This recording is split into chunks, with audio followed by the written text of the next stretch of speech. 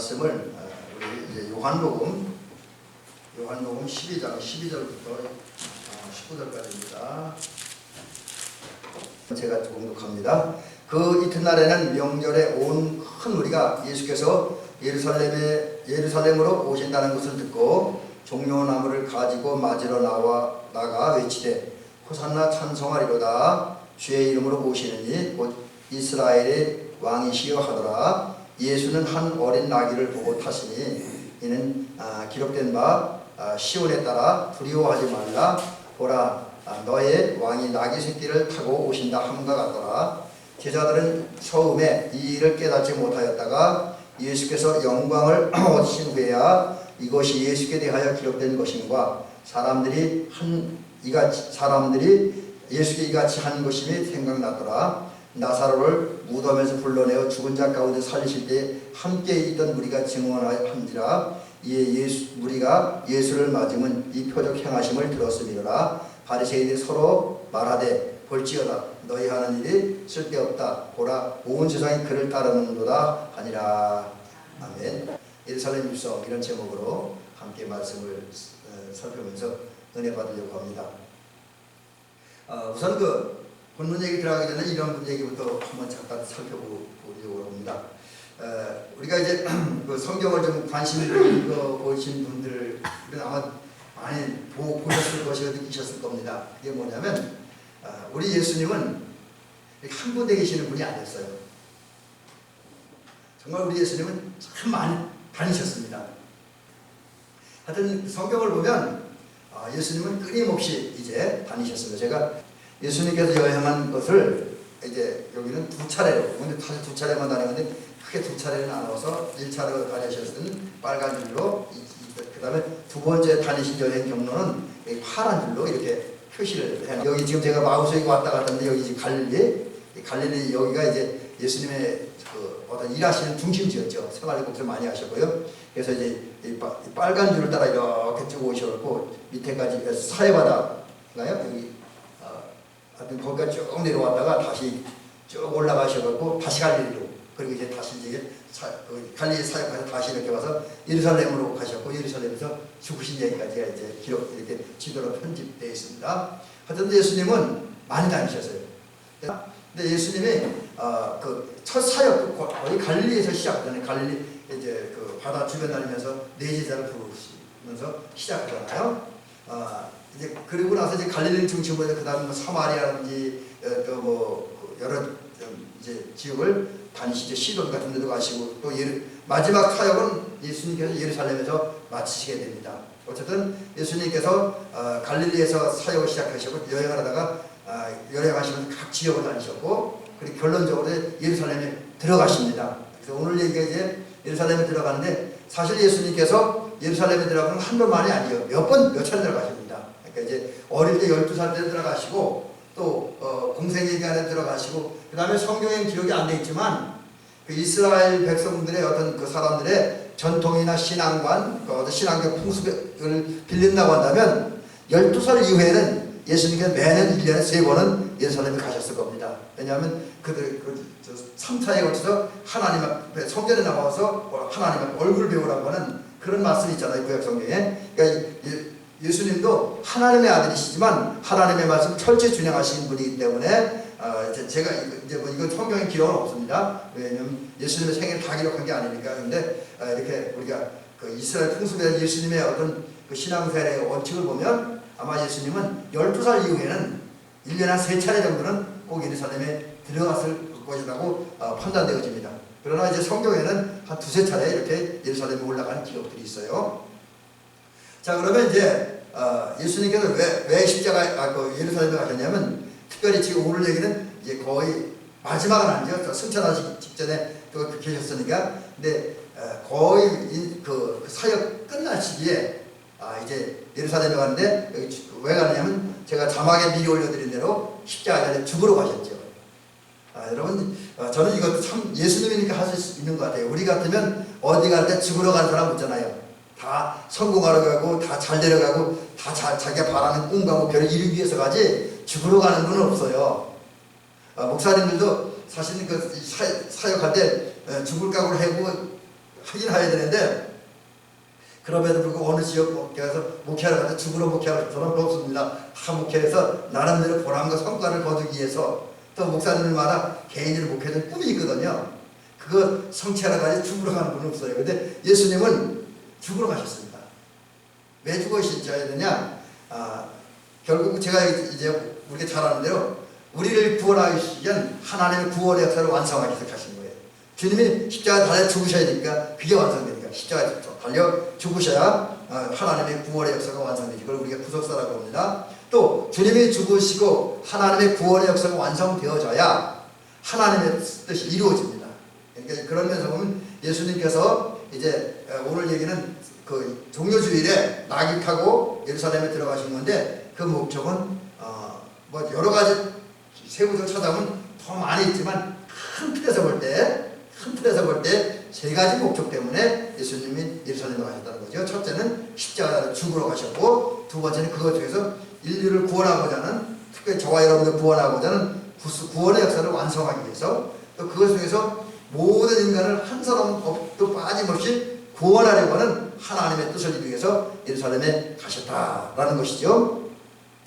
자, 그러면 이제 예수님께서 예루살렘에 가셨는데 그때에 나타나는 반응을 한번 좀 살펴보려고 해요. 오늘 이제 그 반응에 대한 얘기가 주로 말씀하는데 이제 우선 총체적인 면에서 이제 예수님이 예루살렘에 낙을 타고 들어가셨을 때 나타났던 반응이 어떤 거였나 보죠. 먼저 이제 오늘 얘기의 배경을 좀 보면 그때 예수님께서 베다니아 가셨을 때 마리아가 이제 그 집에 초청하고 잔치를 베풀죠. 그 집에 마리아, 마르다, 나사로 이 집에서 예수님 초청에다가 잔치를 베풀잖아요. 그래서 이제 거기서 잔치를 하고 그 다음에 이제 마리아가 향유를 부어서 예수님 발에 붓고 머리털로 예수님 발을 닦아드리죠. 그래서 주님의 가장 값지고 귀한 헌신을 냈고 또 주님의 십자가의 죽으심과 장사를 준비하는 엄청난 일을 했습니다.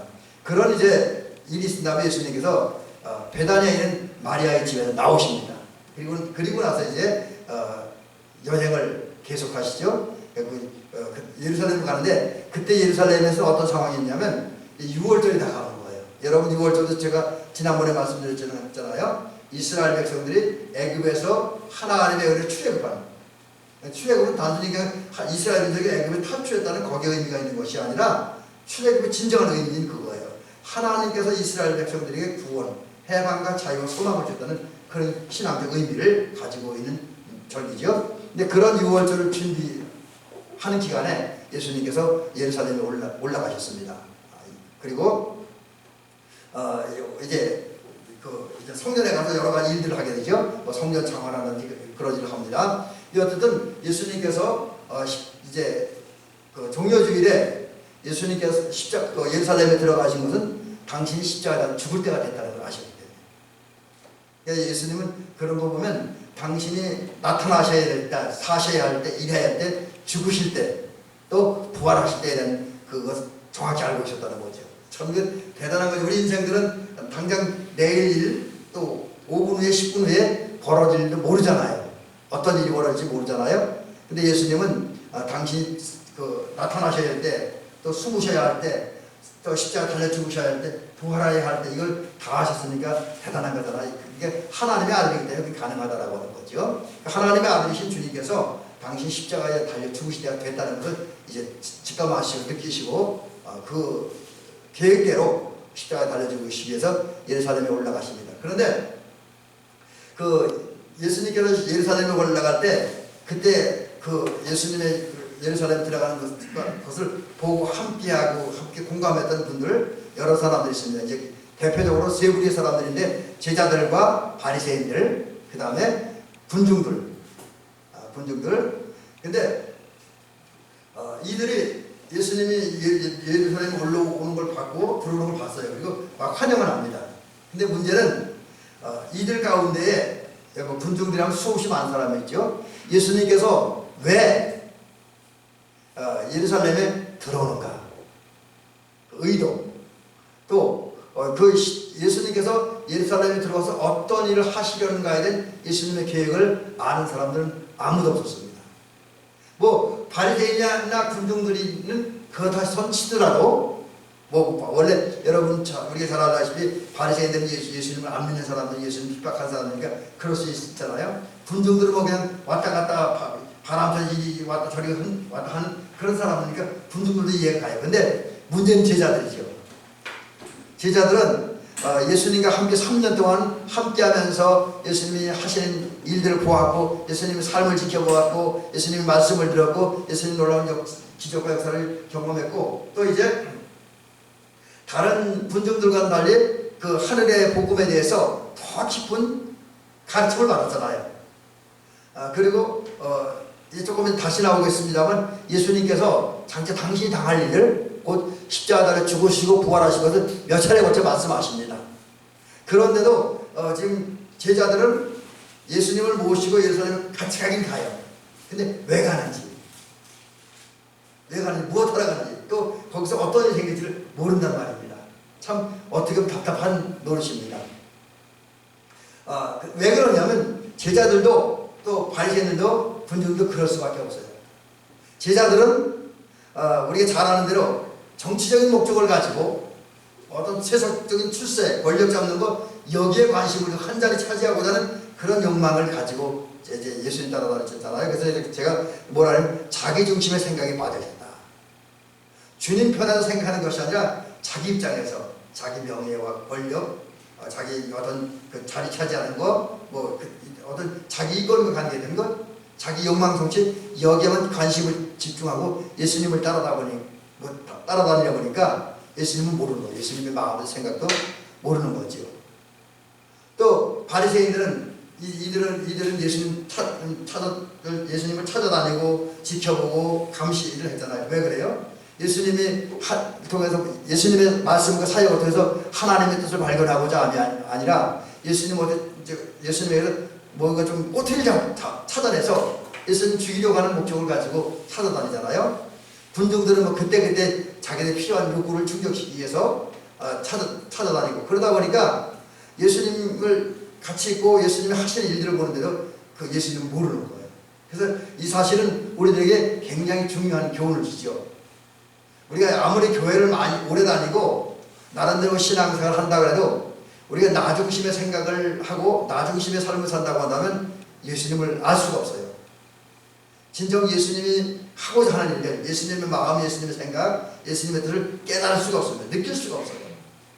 그래서 여러분 신앙생활 할 때 우리는 신앙생활하면 나 중심의 생각과 마음을 이제 그때 내려놓으시기 바랍니다. 정말 여러분이 예수님을 바로 알고 느끼고 경험하고 바른 신앙생활 하려면, 그래서 정말 하나님 나라 백성의 행복을 누리려면 내 것을 내려놔야 돼요. 내 것을 비워야 됩니다. 그리고 예수님의 입장에서, 예수님의 기준에서 모든 것을 생각하고 말하고 이제 판단하고 평가할 때, 그리고 그런 데 초점을 맞춰놓고 인생을 생각할 때에, 성경을 읽을 때에 예수님을 바로 알 수가 있습니다. 근데 제자들은, 또 바리새인들은, 군중들은 그런 것이 전혀 없기 때문에 예루살렘에 입성하는 예수님의 모습을 보고 나타나는 반응이 제각각이에요. 뭐 겉으로는 환영하는 건데 실제로 환영하는 것도 아니었죠. 근데 어떻게 보면 현대인들도 그런 군중들이나 바리새인이나 제자들과 별로 다를 게 없다라고 하는 거죠.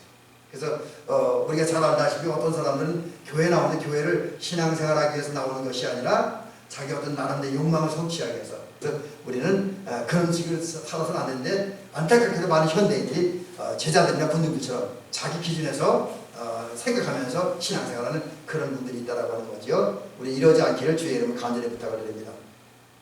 자, 이제 예수님께서 예루살렘에 들어가실 때 있었던 얘기를 조금 더 한번 살펴보죠. 그래서 지금 이제 오늘 지금 말씀에 초점은 어디냐면 예수님이 예루살렘에 들어갈 때 나타나던 사람들의 반응입니다. 반응. 여기에 초점을 맞춰서 여기서 다시 한번 교훈을 찾아보고자 합니다. 이제 저번에 다시 말씀드리면 예수님은 예루살렘에 들어가셨어요. 나귀 타고. 근데 예수님이 예루살렘에 들어가신 모습은 사람들이 생각하는 것과 많이 달라요. 왜냐하면 사람들은 특별히 이스라엘 사람은 메시아를 기다렸잖아요. 그리고 메시아가 예루살렘에 들어올 때는 아주 멋진 모습으로, 화려한 모습으로 들어올 것이라고 여겼습니다. 황금문을 열고, 황금 대문을 열고, 또 화려한 옷을 입고 이제 화려한 옷을 입고 많은 사람들, 많은 군중들의 아주 열렬한 환영을 받으면서 멋지고 웅장한 모습으로 들어오리라고 생각을 했다는 것이죠. 근데 여러분 오늘 본문도 그렇고 마태복음 21장, 누가복음, 요한복음, 누가복음, 마가복음을 봐도 예수님께서 예루살렘에 들어가시는 모습은 그렇게 화려하지 않았죠. 그렇게 화려하지 않습니다. 오히려 어린 아기를 타고 들어가셨죠. 요즘 식으로 하면 부자들은 쏘나타 타고 들어오는데 가난한 사람은 쏘나타가 아니라 다 나가서 여기 풀나고 소리 시끄러운 그런 똥차가 무대라는 게 똑같은 거예요. 그러니까 예수님이 낙이 타고 들어가셨던 것은 요즘 자가용 기준으로 하면 가장 낮은 계층의 차를 타고 들어갔다. 이렇게 비유로 설명할 수 있을 것입니다. 하여튼 예수님은 화려하게 들어가지 않았어요. 물론 사람들이 환영을 했어요. 환영을 했는데 그렇다고 해서 어떤 로마 황제가 될 것처럼 그 정도는 또 아니었다라고 하는 거죠. 하여튼 예수님은 겸손한 모습으로 낙이 타고 들어가셨습니다. 이유는 인류의 죄를 대속하기 위해 제물로 당신을 드리기 위해서, 또 그 제물로 당신을 드리기 위해서 십자가를 지러 십자가의 길을 향해 나가는 거예요. 십자가의 길을 향해. 우리 권사님들 가끔가다 이제 그런 생각 때문에 요즘 코로나 때문에 그렇지만 기회가 된다면 저하고 우리 권사님들 장로님하고 성지순례 한번 가보는 거 좋겠어요. 그래서 성지순례 가서 우리 장로님과 권사님하고 우리 성도님들하고 예수님께서 십자가 걸어가시다가 넘어진 길이 있거든요. 꽤 돼요. 지금 제가 얼마나 걸렸는지 기억이 나는데 꽤 되는 것 같아요. 그래도 1시간 이상 걸리는 것 같아요. 쓰러진 자리, 우리가 성경에는 예수님이 쓰러진 자리가 한 번이라고 되어 있지만 실제로 고고학적으로 볼 때나 그리고 성서를 연구하는 분들은 예수님께서 한 번 쓰러진 게 아니라 몇 번 쓰러지셨습니다. 그래서 그거를 꽤 되거든요. 그래서 그 길을 한번 걸었으면 좋겠습니다. 할 수 있으면 십자가 나무 하나 만들어 내고 걷는 건 더 좋겠죠. 하여튼 그거 걸었으면 좋겠다는 생각도 해보면 여담이지만 어쨌든 예수님께서는 지금 예루살렘에 들어가서 인류의 죄를 대속하는 제물되기 위해서 올라가신 거고, 그 제물되기 위해서 걸어가야 십자가의 길을 향해서 지금 예수님은 한 걸음 한 걸음 전진해 나가는 거예요. 그런 예수님을 향해서 군중들은 종려나무가지를 흔들어댑니다. 이게 환영의 표시예요. 또 일부 군중들은 따르면서 호산나 다윗의 자손이요, 호산나 다윗의 자손이요 이렇게 찬송합니다. 그러니까 주여 메시아여 우리를 구원하소서라는 의미입니다. 그러니까 이때는 군중들이 예수님을 메시아로 인정하긴 합니다. 그러면서 자기를 구원해달라고 외치게 되지요. 근데 이제 여러분 여기서 군중들이 종려나무 가지를 흔들고 또 호산나 찬송하고, 또 제가 말씀드리지 않았지만 예수님이 가신 그 길에다가 자신의 겉옷을 갖다 이제 펴놓잖아요. 밟고 가라고. 또 어떤 사람들은 자신의 겉옷을 벗어다가, 특히 제자들이 아니죠, 예수님이 다시 낙이 안장에 이렇게 앉아서 방석 같은 역할을 하도록 했습니다. 군중들이 이렇게 한 건 그 예루살렘에 입성하시는 예수님을 존경한다고 하는, 또 감사한다고 하는 그런 표시로 이렇게 했다라고 하는 거죠. 근데 이제 군중들이 예루살렘에 입성하신 예수님을 맞이하면서 그런 일들을 합니다. 그리고 그리고가 아니라 그럼 왜 이분들이 이런 일을 했냐면 어떤 경로인지 모르지만 소문을 들었어요. 뭐냐면 예수님께서 그 예루살렘에 오시기 전에 베다니에서 죽은 나사로를 살렸다는 얘기를 들었습니다. 죽은 나사로를. 그러면서 그 얘기를 듣는 순간, 그래, 그렇게 죽은 나사로를 살릴 정도의 예수님이라고 하는 엄청난 능력을 가지고 있는 분이다 라는 생각을 하는 거죠. 그러면서 그 예수님이 일으킬 어떤 다른 역사와 기적을 기대하는 거죠. 이분들은 그 군중들이 예수님을 환영하는 근본적인 목적, 감사하고 존경하는 표시도 나타내고 하면서 환영하는 목적은 자기들이 자기들의 환영을 보시고 응답해 주셔서 놀라운 기적 한번 일으켜달라는 거예요. 그리고 그 기적 중에 하나는 어쩌면 그런 것도 있겠죠. 병 걸린 사람 내 병도 고쳐주세요. 또 어떤 가슴에 응어리 가진 사람 내 가슴에 응어리 좀 풀어주세요. 또 전체적인 이스라엘 사람들은 우리가 이제 로마의 지배를 받고 이제 로마로부터 우리를 건져주세요 하는 그런 게다가 기적이 일어나야 가능하다고 이스라엘 백성들은 생각하고 있으니까 그런 기적을 기대하면서 이제 예수님을 맞이하고 환영해드리고 있습니다. 근데 여러분 우리가 예수님을 맞이하는 건 좋습니다. 그러나 그냥 우리 맞이하는 것 자체로 하고 또 예수님 오심을 오신 예수님 우리 은혜신 주님께 영광을 경배드림을 해야지 꼭 우리가 어떤 우리 욕망을 성취하기 위해서 기적을 요구해서는 안 된다는 거예요. 물론 우리가 주님을 믿고 의지하면 기적도 일어납니다. 그러나 기적을 얻기 위해서 어떤 표적을 받기 위해서 우리가 한다고 한다면 너무 이기적인 신앙이 아닐까 그렇게 여겨집니다. 그러니까 군중들은 정말 예수님을 믿고 따르고 그분의 주신 은혜 가운데 살기를 원하는 것이 아니라 단순히 기적 체험하려고 하는 거예요. 그런 의도를 가지고 예수님을 환영했다는데 문제가 있다라고 볼 수가 있습니다. 그 다음에 두 번째 얘기는 이제 예수님이 이제 예루살렘에 입성하는데 그 예수님과 저기 갈릴리부터 함께 올라왔던 제자들조차 예수님에 대해서 알지를 못했어요. 예수님에 대해서 굉장히 무지했습니다. 사실은 제가 조금 전에 말씀드린 것처럼 예수님께서는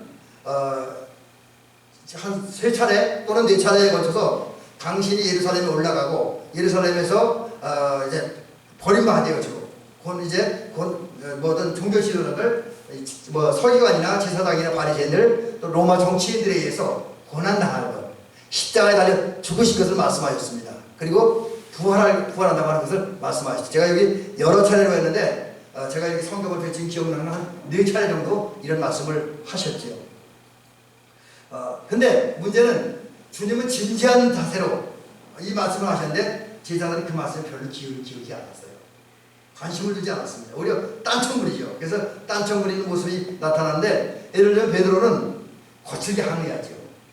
당신이 십자가에 예루살렘에 올라가서 고난당하고 십자가에 죽는다는 그 이야기, 부활한다는 얘기는 아직 이 제자들이 받아들이기 좀 어려웠나 봐요. 그러니까 이제 십자가에 달려 죽는다는 얘기를 듣고 베드로가 거칠게 항의합니다. 뭐라고 하냐면 주여 그리 마옵소서 이 일이 결코 주께 미치지 못하리이다.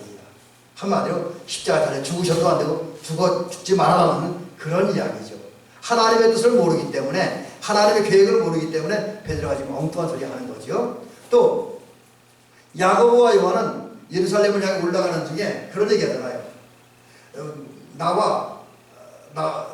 자기들을 이제 여기서 누가 베드로와 야고보와 요한 중에 누가 주의 좌편에 누가 주의 우편에 앉게라고 하는지 모르겠어요. 근데 이 두 사람은 하여튼 자기들을 가리켜서 한 사람은 이제 예수님께서 이스라엘을 회복하고 왕이 될 때 자기는 한 사람은 예수님 좌편에 한 사람은 우편에, 요즘 이제 우리 식으로 하면 한 사람은 국무총리에 한 사람은 대법원장에 앉혀달라는 그런 얘기겠죠. 가장 높은 권력, 큰 권력의 자리에 자기를 앉혀달라 그렇게 요청을 합니다. 그럼 왜 베드로는 예수님이 십자가 달려 죽으시고 부활한다는 얘기 듣고 이렇게 거칠게 항의를 했고, 또 야고보와 요한은 예루살렘을 향해 올라가는 주님 마음과 다르게 높은 자리에 하나 달라고 간청했을 거예요. 그것은 한마디로 예수님에 대해서 너무 몰랐다는 거죠. 왜 예수님께서 예루살렘에 올라가는지, 무엇 때문에 올라가는지, 가서 예수님께서 뭘 하려고 하고 그것에서 무엇을 이루려고 하는지에 대한 그런 어떤 예수님의 마음, 뜻, 계획, 하나님의 뜻, 계획, 이걸 또 영적 진리, 이걸 몰랐다는 거죠. 겉으로 드러나는 거기에만 관심 갖고 있었기 때문에 이러한 실수를 범했다라고 하는 거죠. 그렇지만 이렇게 예수님께서 무지했던 사람들이 예수님이 부활한다면 예수님에 대해서 정확하고 분명한 이해를 갖게 되었던 것이죠. 여러분, 우리가 이제 여기서 이 얘기 가운데 교훈 얻는 게 뭐냐면, 제자들이 그랬던 것처럼 우리들도 주님께서 오늘 우리에게 수없이 많은 말씀을 주십니다. 성경을 통해서 또 교회에서는 강단을 통해서 또 우리 성도들 가운데 조금 관심 있는 분들은 언론 매체를 통해서 또 인터넷을 통해서 수없이 많은 말씀을 들으려고 여겨집니다. 우리 정 목사님도 이렇게 해서 인터넷에서 말씀 전하고 정 목사 전하신 말씀을 듣는 분들이 한 500분이 넘는다 그래요. 저도 유튜브 하거든요. 저도 이 설교 내일 모레쯤 유튜브로 올라갈 거예요. 제가 편집을 해서. 근데 제가 광고를 하는 데만 보는 사람 별로 없어요. 우리 성도님도 안 보면 누가 보겠습니까?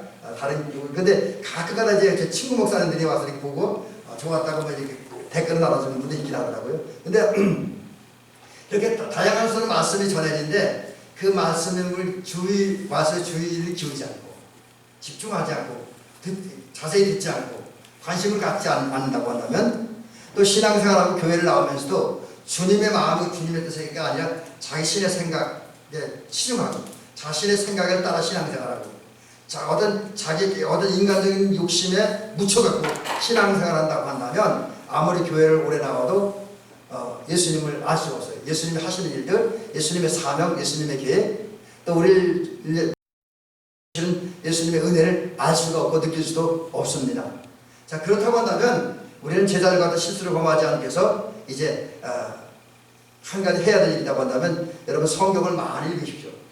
물론 교회에서 저를 통해서 또는 다른 목사님 통해서 들려드리는 말씀을 잘 듣기를 원합니다. 그러나 그것보다 더 중요한 건 여러분 성경을 많이 읽고 성경을 잘 배워야 됩니다.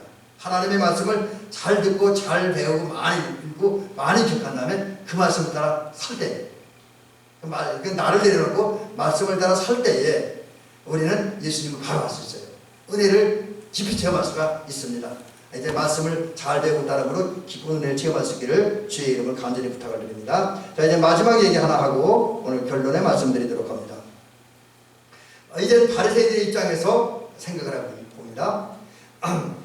이제 지금 마지막 세 번째 얘기는 예수님께서 예루살렘에 입성하실 때 바리새인들이 느꼈던 마음에 걱정거리가 하나 생겼어요. 그 걱정거리 좋은 걱정이 아니라 이겁니다.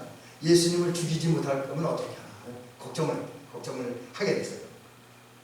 사실은 이들은 이 바리새인들은 베다니에서 예수님께서 죽은 나사로를 살렸다는 이야기를 듣고 그 이야기에 많은 사람이 관심을 갖고 그 예수님을 따른다는 걸 느끼면서 무슨 얘기를 하냐면 이제 예수를 죽여야 되겠다.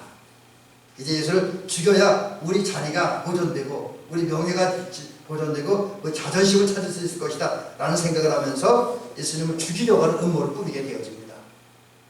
그래서 나름대로 회의하고 모의하고 연구하고 그래서 예수님을 죽일 음모를 꾸미게 되는 거죠. 근데 여기 문제가 생겼습니다. 자기들 죽이려고 하는 예수님이 이제 낙이 타고 들어오는 게 기회다라고 생각을 했습니다. 근데 문제는 예수님께서 예루살렘에 들어오실 때 수없이 많은 군중들이 크게 환영하잖아요.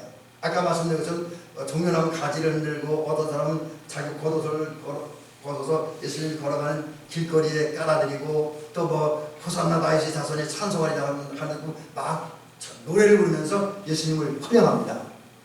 그렇게 되자 야 이렇게 많은 사람들이 그 예루살렘으로 예수를 저렇게 환영하고 맞이하고 좋아하고 존경한다면 우리가 그 예수님 죽이긴 힘들지 않겠는가 라는 생각을 하면서 이제 두려워합니다. 이 예수 때문에 이젠 우리가 종교적인 권세 또 바리새인이기 때문에 서기관이기 때문에 제사장이기 때문에 누렸던 인기와 명예를 다 잃게 생겼다. 이거 이름을 어떻게 할까 하는 그런 걱정을 하면서 큰 위기를 느끼게 됐던 거죠. 정말 자기들이 하나님의 뜻대로 살지 못해서 다가올 심판을 두려워하는 것이 아니라 자기 자리와 명예 때문에 권세 때문에 권위 때문에 이권 때문에 그걸 일까 걱정하고 염려를 하고 있다라고 하는 거죠. 참 안타까운 일이에요. 바리새인들은 사실 성경을 가장 많이 읽었고 그래서 성경을 잘하는 사람이에요. 그렇기 때문에 율법의 말씀을 잘한다고 하니까 이들 생각은 나는 우리는 하나님을 가장 잘한다. 우리를 향한 하나님의 뜻, 이스라엘 향한 하나님의 뜻을 우리보다 더 잘하는 사람은 없어 라는 생각을 갖고 큰 자부심과 긍지를 가지고 있었습니다. 그렇지만 예수님이 이제 하나님이신 예수님이 오셨어요. 하나님 육신을 입고 세상에 오셨습니다. 그래서 사람의 몸을 입으신 하나님이죠. 예수님은 그 예수님 다른 말로 사람의 몸을 입으신 예수님께서 자신들 속에 오셔서 역사하는데 일하시는데 그것을 보면서 들으면서도 자기들이 가장 존경하고 사랑하고 잘 섬긴다고 했던 그 예수님, 그 하나님의 계획과 의도를 모르는 거지. 자기들이 그렇게 하나님 원하는 삶을 살기 연구하고 기도하고 훈련했는데 막상 그 자기들이 연구한 대상인, 자기들이 따르려고 했던 대상인 하나님이 오셨을 때 그걸 몰라보는 실수를 하게 되어집니다. 왜? 그저 이들은 정말 하나님의 뜻을 살려고 하는, 하나님의 뜻을 살려고 하는 그런 의미보다 처음에는 그렇게 시작을 했는데 이제 이렇게 시간이 가고 환경이 변하다 보니까 이제 이게 뭐라 그러죠? 그 변질됐어. 변질돼갖고 이제는 하나님을 위해 살려고 하는 그런 마음보다 자신의 종교적인 기득권을 유지하는데, 권력을 유지하는데, 명예를 유지하는데, 이권을 유지하는데 거기에 관심이 많습니다. 그래서 나중에 하다 보니까 이제 예수님의 계획과 예수님의 의도, 또 하나님의 뜻대로 살려고 하는 의지가 이들에게는 완전히 사라져버린 거죠. 한마디로 보면 처음에는 신앙으로 시작했으나 나중에는 불신앙적인 모습으로 전락을 한 거예요. 갈라디아서 표현대로 하면 영으로 시작했으나 얼마 가지 않아서 이런저런 이유로 인해서 육으로 전락된 거예요. 지금 바리새인의 모습이 이제 그렇게 돼요.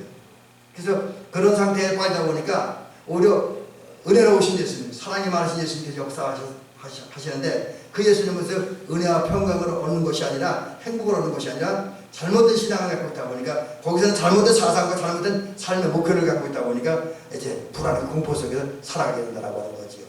여러분, 그렇습니다. 우리 성도님들도 처음에 아무리 은혜로 시작했다 할지라도 은혜를 잊어버리고 세속적인 어떤 욕망을 따라서 이 바리새인 같은 의도, 서기관들 같은 의도, 이런 의도를 가지고 신앙생활을 한다면 그 신앙생활은 은혜가 아니에요. 평강이 아니고 행복이 아니라 두려움, 공포가 되고 어쩌면 그것 때문에 더 큰 심판에 빠질 수 있다는 거죠. 그래서 우리는 바리새인들과 같은 신앙을 갖지 않게 주의해야 될 것입니다. 자, 이제 결론을 이런 말씀드립니다. 여러분, 오늘 말씀을 들으면서 우리 꼭 기억해야 될 것이 있습니다. 예수님이 예루살렘에 입성하실 때에 제자들도 그렇고 군중들도 그렇고 종교인들도 그렇고 많은 사람들이 종려나무 가지고 나서 흔들고 겉옷을 벗어놓고 그 위로 예수님이 지나가게 하시면서 또 노래를 부르면서 막 예수님을 환영하는 잔치를 난리 법석을 칩니다. 겉으로 보면 참 신앙인 같아요. 그러나 따지고 보면 그것이 전부는 아니었습니다. 비록 군중들이, 제자들이, 많은 사람들이 종려나무 가지를 흔들고 예수님이 지나가는 그 길바닥에 자신의 겉옷을 벗어놓고 그리어 지나가게 하는 그 행위가 결국은 예수님을 환영하고 영접하는 그건 아니더라고요. 예수님을 위한 진정한 신앙과 헌신의 행위는 아니었다라고 하는 거죠. 오히려 허영만 가득한 거. 자기들의 어떤 쓸데없는 욕망만 가득한 것도 그 성취하려고 하는 자신의 욕망의 표현에 불과했다라는 사실입니다.